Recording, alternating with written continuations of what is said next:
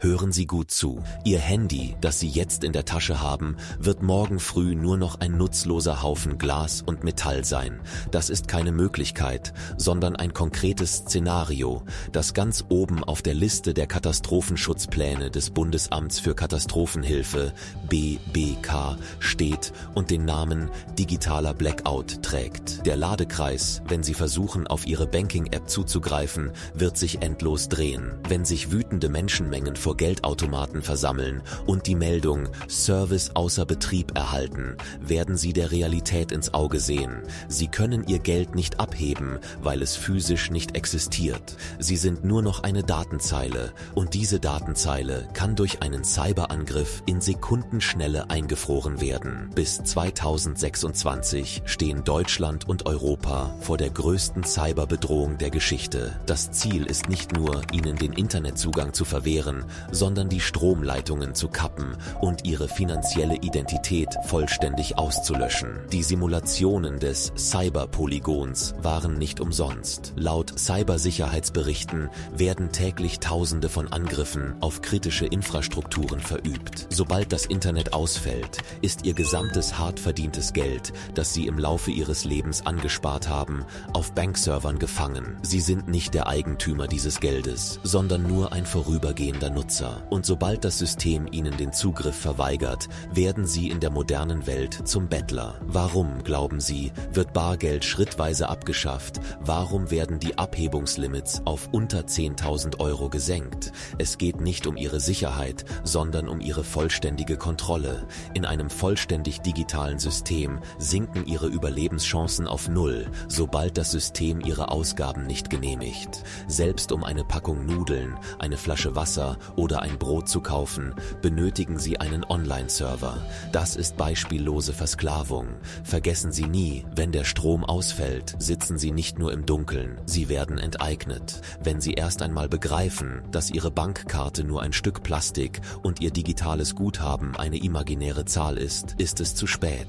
Die digitale Wirtschaft, die heute unter den Begriffen Modernität und Geschwindigkeit vermarktet wird, wird in Krisenzeiten zum Käfig. Wer sich auf etwas verlässt, das er nicht physisch besitzen kann, hat im Grunde nichts. Im Falle eines echten Zusammenbruchs dauert es Tage, bis der Staat vor Ihrer Tür steht. Bevor es soweit ist, müssen Sie das Kommissar-Protokoll aktivieren. Es ist keine Option, sondern eine Notwendigkeit. Halten Sie zu Hause eine Bargeldreserve bereit, unabhängig von der Bank, bestehend aus kleinen Scheinen, die mindestens einen Monat reichen. In Krisenzeiten wird Ihnen niemand Wechselgeld für große Scheine geben. Geld ohne Wechselgeld ist wertlos. Silbermünzen und kleine Goldgramm sind der einzige wahre Wert, der noch zählt, wenn die digitale Welt zusammenbricht. Bewahren Sie außerdem Ihre Kontoauszüge, Grundbuchauszüge und Ausweisdokumente in wasserfesten Ordnern als Papierausdrucke auf. Wenn die digitalen Daten gelöscht sind, sind diese Papierdokumente Ihre einzigen Beweise. Die Zeit drängt. Zu Beginn des Jahres 2026 sind die Cybersicherheitsmaßnahmen so angespannt wie nie zuvor. Stellen Sie sich vor, Sie wachen morgen früh auf und Ihr digitales Portemonnaie ist leer oder Sie haben gar keinen Zugriff mehr darauf. Womit sollen Sie Ihre Familie ernähren? Wenn die Dunkelheit hereinbricht und das System Zugriff verweigert meldet, werden Sie nur noch den Geruch von Bargeld und physischem Gold in Ihren Händen spüren, dass Sie noch leben. Befolgen Sie die Anweisungen und treffen Sie jetzt Ihre letzten Vorbereitungen, solange das System noch funktioniert. Wenn die Krise wirklich kommt, werden nur diejenigen überleben, die konkret vorbereitet sind. Alle anderen werden hilflos darauf warten, dass der Bildschirm wieder angeht. Die Zeit drängt. Sind Sie bereit? Ich spreche nicht nur von einer Internetabschaltung, sondern von einem grundlegenden Wandel der Eigentumsverhältnisse. Glauben Sie, das Projekt Digitaler Euro, CBDC, an dem die Europäische Zentralbank derzeit arbeitet, sei lediglich eine Zahlungshilfe? Da irren Sie sich. Es geht darum, Geld programmierbar zu machen. Das System kann das Verfallsdatum des Geldes festlegen, entscheiden, wofür Sie es ausgeben können und in Krisenzeiten sogar automatisch eine Solidaritätssteuer von Ihrem Konto abbuchen. In einer Welt, in der Bargeld verschwindet, ist Ihre finanzielle Freiheit im Code eines Programmierers gefangen. Cybersicherheitsexperten warnen, bei einem digitalen Blackout wären internationale Zahlungsnetzwerke wie SWIFT und SEPA die ersten Ziele. Cyberübungen Ende 2024 und Anfang 2025 haben wiederholt gezeigt, wie das Finanzsystem durch einen Dominoeffekt zusammenbrechen wird. Ein Angriff auf das Stromnetz legt Wasseraufbereitungsanlagen L. Und es kommt noch schlimmer. Gesetze zur digitalen Identität, EID, stehen bevor. Schon bald wird Ihre digitale Identität vollständig mit dem Finanzsystem verknüpft sein. Was bedeutet das? Wenn Sie vom System als risikoreich oder ungehorsam eingestuft werden, könnten Ihnen nicht nur Ihre Social-Media-Konten, sondern sogar das Recht, Milch auf dem Markt zu kaufen, entzogen werden. Das ist keine Theorie, sondern die technische Infrastruktur für eine europäische Version des chinesischen Sozialkreditsystems. Beachten Sie die jüngste Warnung des Kommissars. Die moderne Welt zwingt Sie, der Cloud zu vertrauen. Doch die Cloud ist nichts anderes als der Computer eines anderen. Und wenn dieser Computer vom Stromnetz getrennt wird, ist alles, was Sie zu besitzen glaubten, verschwunden. Von nun an wird es nur noch 3 Arten von Menschen geben. Erstens Opfer, die hungern und sich jedem Systemschlag beugen. Zweitens diejenigen, die nur digitalen Zahlen vertrauen und ihr gesamtes Vermögen in Sekundenschnelle verlieren. 3. Und wie wir, diejenigen, die ihr Bargeld, Silber, Gold und ihre analogen Dokumente bereithalten und unabhängig vom System bleiben. Hören Sie jetzt auf zu grübeln und betrachten Sie die tatsächlichen Vermögenswerte in Ihrem Tresor, nicht die Zahlen auf Ihrem Bankkonto. Sollten Sie dort eine Lücke feststellen, hat der Countdown für Sie bereits begonnen. Morgen könnte es zu spät sein, denn eine Krise kündigt sich nicht an. Sie bricht die Tür auf. Befolgen Sie die Anweisungen. Machen Sie sich bereit. Denken Sie, ich rede nur von Theorien? Dann schauen Sie sich die offiziellen Daten an. Das Bundesamt für Katastrophenschutz, BBK, hat seinen Zivilschutzleitfaden erstmals seit 35 Jahren überarbeitet und den Begriff der totalen Verteidigung wieder in seine Berichte aufgenommen. Das Bundesamt für Cybersicherheit, BSI, hat offiziell erklärt, dass die Bedrohungslage bis 2026 die kritische Stufe überschritten hat. Jetzt sind nicht nur Ihre persönlichen Daten im Visier, sondern direkt Stromnetze, Wasserversorgungssysteme und Datenübertragungsleitungen zwischen Banken. Nehmen wir das EU-Projekt Digitale Geldbörse, EUDI, genauer. Dieses System verknüpft all Ihre Bankkonten, Krankenakten und Identitätsinformationen mit einem einzigen digitalen Schlüssel. Doch wer kontrolliert diesen Schlüssel? Im Falle eines Cyber-Blackouts, wenn dieser Schlüssel kompromittiert oder der Zugriff vom System blockiert wird, verlieren Sie nicht nur Ihr Geld, sondern auch das Recht, das Haus zu verlassen, Medikamente zu besorgen oder öffentliche Verkehrsmittel zu nutzen. Schlimmer noch, die Europäische Zentralbank. Die Europäische Zentralbank, EZB, hat die Programmierbarkeit als Merkmal des digitalen Euro definiert. Das bedeutet, dass Geld nicht länger nur ein Zahlungsmittel, sondern auch ein politisches Instrument sein wird. Anders ausgedrückt, in Krisenzeiten können die Verwendungsmöglichkeiten des Geldes eingeschränkt, ein Ablaufdatum festgelegt oder automatisch Notfallabbuchungen von Ihren Konten vorgenommen werden. Die Grenze von 10.000 Euro, die letzte Bastion des Bargelds, soll in den Prognosen für 2026 bereits auf 3.000 Euro gesenkt werden. Das haben wir gerade erwähnt. Setzen Sie das Protokoll sofort um. Die Warnung der Behörden, sich zu Hause einzudecken, ist keine bloße Empfehlung mehr, sondern eine Überlebensanweisung. Der Kommissar erklärt, wenn das Stromnetz zusammenbricht, bleibt die digitale Währung in einem Ladefehler hängen, aber Ihr Papiergeld und Ihr Silber bleiben immer online. Bewahren Sie Papierkopien Ihrer Urkunden, Versicherungspolicen und Ausweise in wasserdichten Ordnern in Ihrem analogen Archiv auf. Wenn der digitale Speicher gelöscht wird, sind diese Dokumente verloren. Papier wird der einzige Beweis für Ihren Besitz sein. Wenn die Dunkelheit hereinbricht und die Welt plötzlich verstummt, werden nur diejenigen überleben, die in die analoge Welt investiert, physische Güter angehäuft und ihre Vorbereitungen im Stillen abgeschlossen haben. Sie haben die Wahl, doch die Zeit arbeitet gegen Sie. Bereiten Sie sich vor, denn wenn dieser Tag kommt, wird Sie niemand warnen. Glauben Sie, nur Deutschland wird eine sichere Insel bleiben. Sehen Sie sich um. Direkt nebenan, in der Ukraine, hat die Welt mit sich ansehen müssen, wie das Bankensystem in den ersten Kriegstagen lahmgelegt wurde und wie Menschen in Bunkern mit ihrem digitalen Geld verhungerten. Im Libanon zündeten Menschen Banken an, um ihre Ersparnisse abzuheben, weil das System behauptete, das Geld sei aufgebraucht und die Türen verriegelte. Die Menschen in diesen Ländern glaubten, genau wie sie, dass das Geld immer da sein würde. Jenseits des Ozeans ist Donald Trumps Wiederaufstieg kein Zufall. Seine Erklärung, er werde niemals digitale Zentralbankwährungen CBDC zulassen, ist in der Tat das deutlichste Eingeständnis des Ausmaßes der digitalen Falle, die die globale Finanzelite gestellt hat. Trump verkündet lautstark, digitale Währungen seien kein Werkzeug der Freiheit,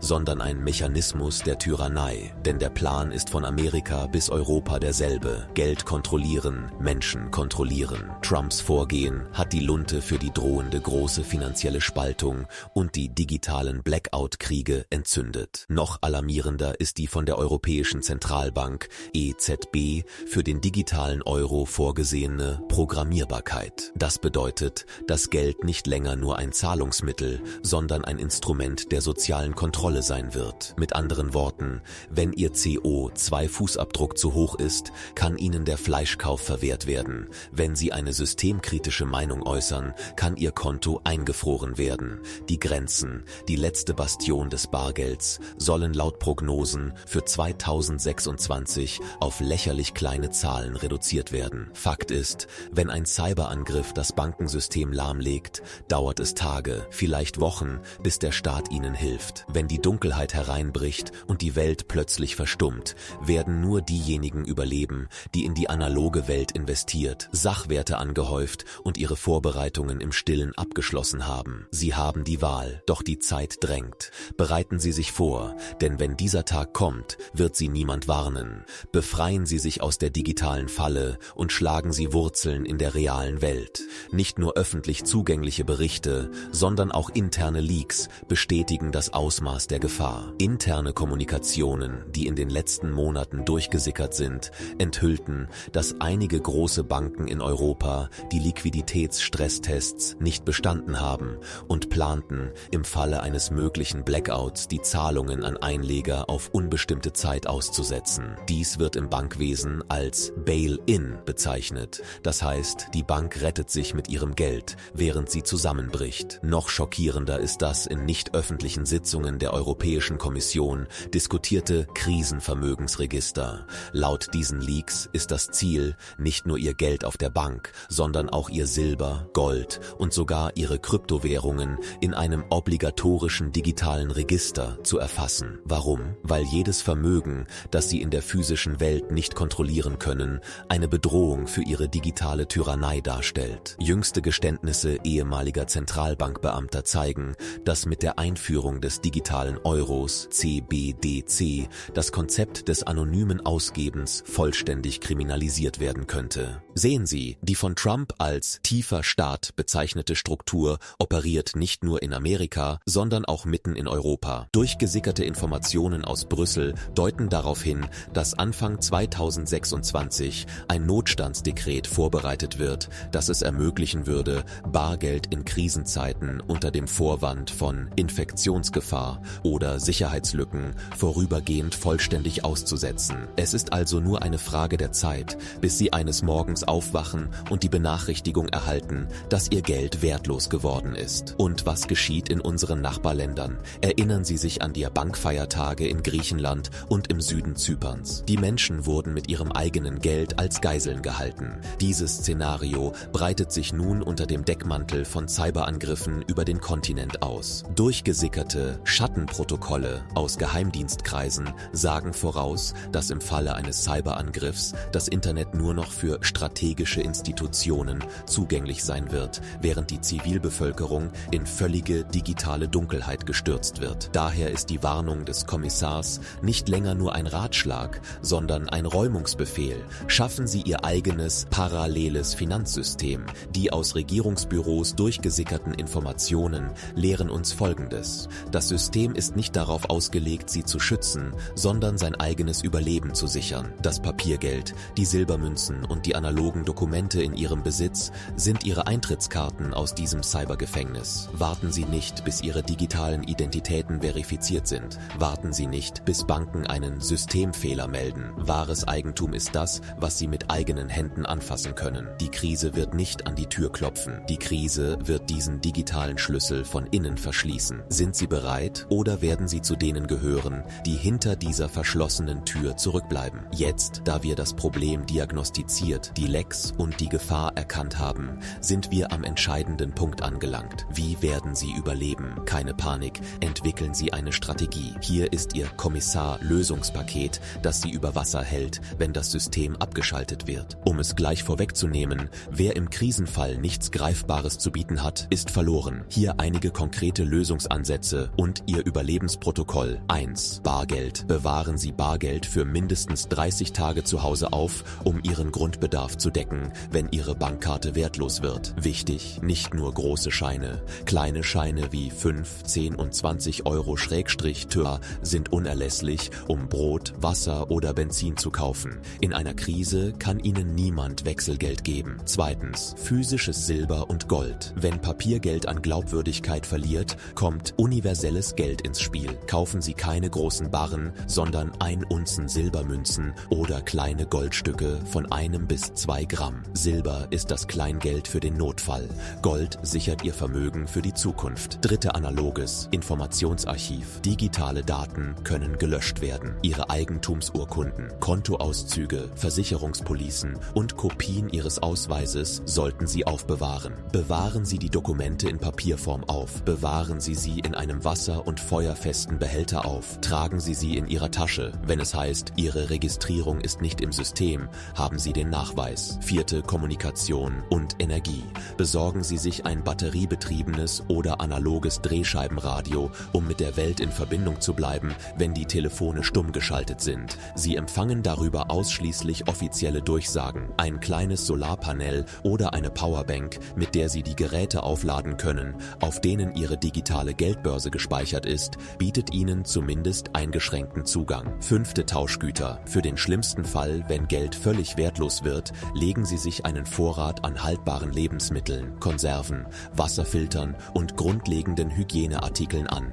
Wenn sich die Krise verschärft, kann eine Packung Kaffee oder ein Stück Seife manchmal wertvoller sein als Gold. Denken Sie daran, diese Vorbereitungen sind keine Investition in Angst, sondern eine Art Versicherung. Die digitale Welt gaukelt Ihnen vor, alles zu haben, aber nichts anfassen zu können. Befreien Sie sich von dieser Illusion. Wahres Eigentum ist das, was sich in Ihrem Safe, Ihrer Tasche und in Ihren Händen befindet. Wenn das System Zugriff verweigert meldet, werden Sie sagen, ich bin bereit. Handeln Sie jetzt, morgen könnte es zu spät sein. Teilen Sie diese Informationen mit Ihren Lieben. Abonnieren Sie den Newsletter und notieren Sie sich neue Fakten. Schreiben ist wie das Sammeln von Informationen. Wir sind vorbereitet. Dies ist keine Verschwörungstheorie. Sie basiert ausschließlich auf offiziellen institutionellen Berichten, EU-Verordnungen und internationalen Risikoanalysen. Daher handelt es sich bei den beschriebenen Szenarien nicht um mögliche, sondern um geplante und simulierte Szenarien.